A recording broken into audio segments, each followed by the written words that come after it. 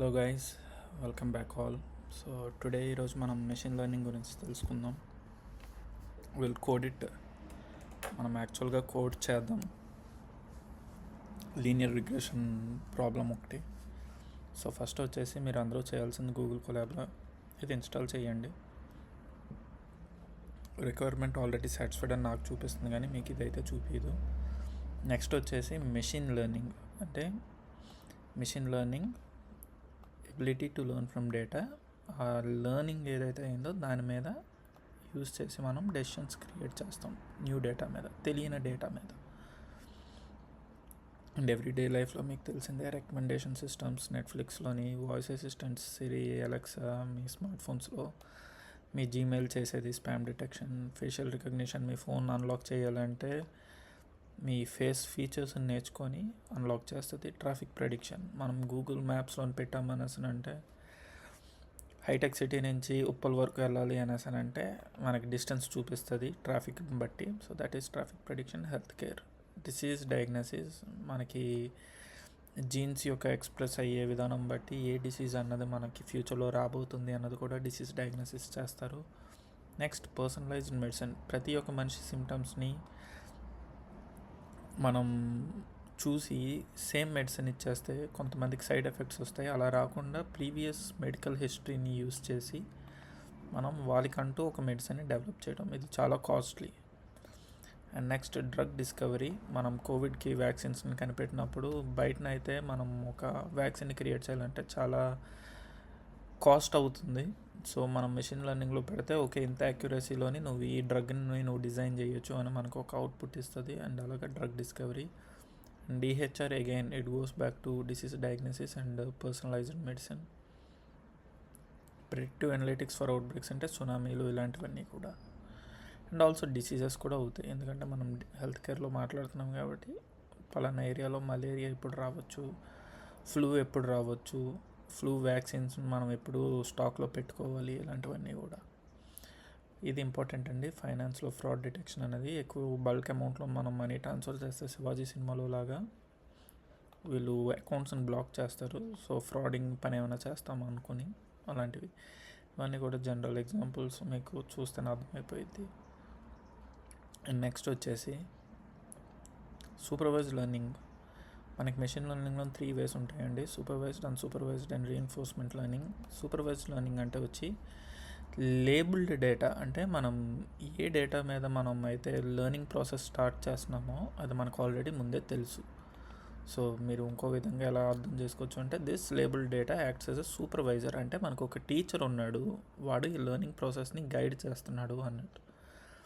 Inputs and outputs. So input అనేది ఇప్పుడు label data అన్నాం కదండి, లేబుల్ డేటాలోనే ఏముండొచ్చు అంటే ఫర్ ఎగ్జాంపుల్ ఆఫ్ క్యాట్ తీసుకున్నామా అంటే viscous and years and tail, 4 legs, ఇవన్నీ కూడా ఫీచర్స్ అన్నమాట.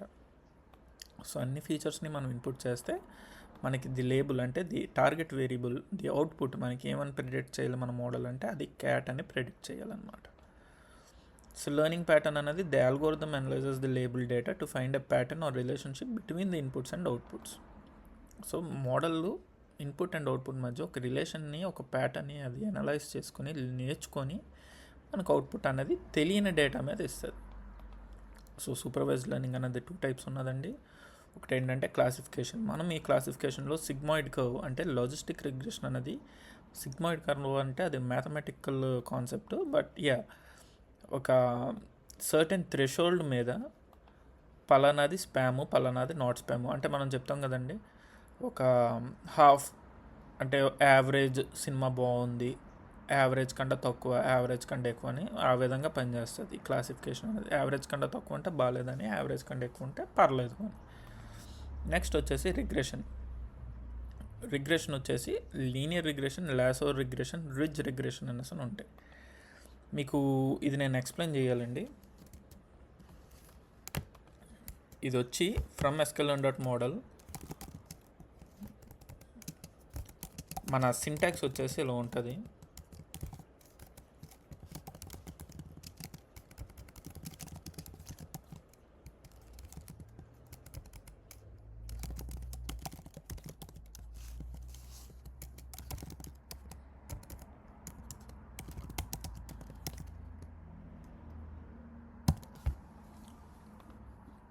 సో మనం ఒక మాడ్యూల్ అనేది ఇంపోర్ట్ చేసుకుంటాం, అది పలానా మోడల్ అవుతుంది.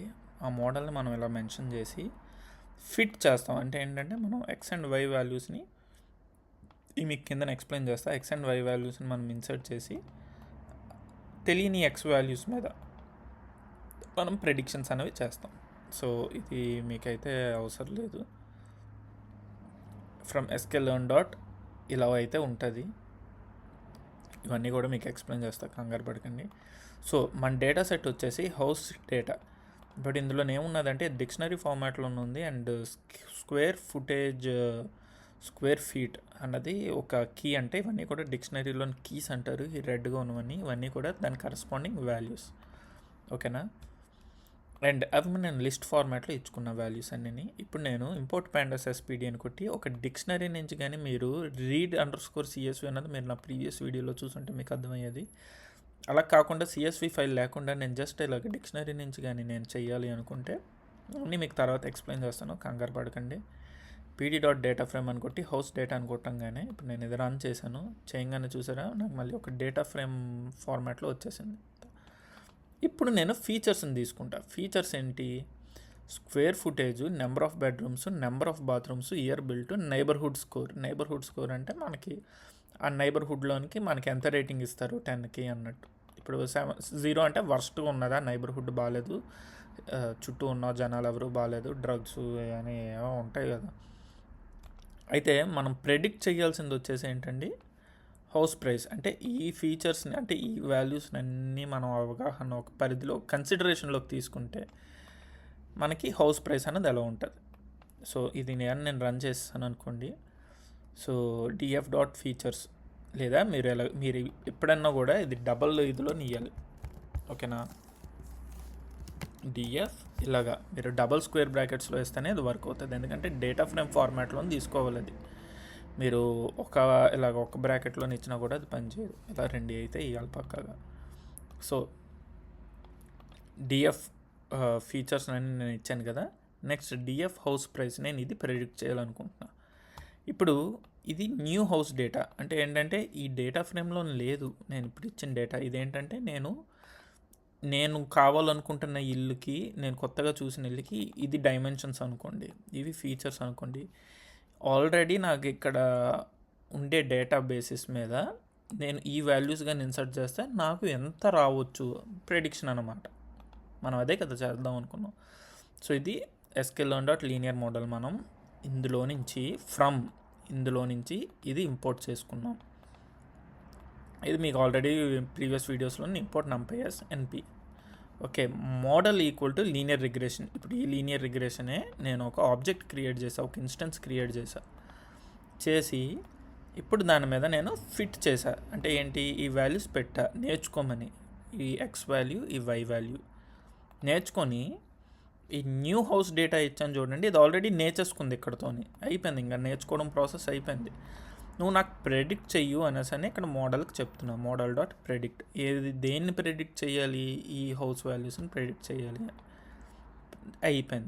అయిపోయిన తర్వాత ఇక్కడ ప్రెడిక్టెడ్ ప్రైస్ కొట్టాను అనుకోండి, ఎంత వచ్చింది అంటే ఈ వాల్యూస్ తెలియని ఈ కొత్త వాల్యూస్ మీద నాకు వచ్చే వాల్యూ ఎంత.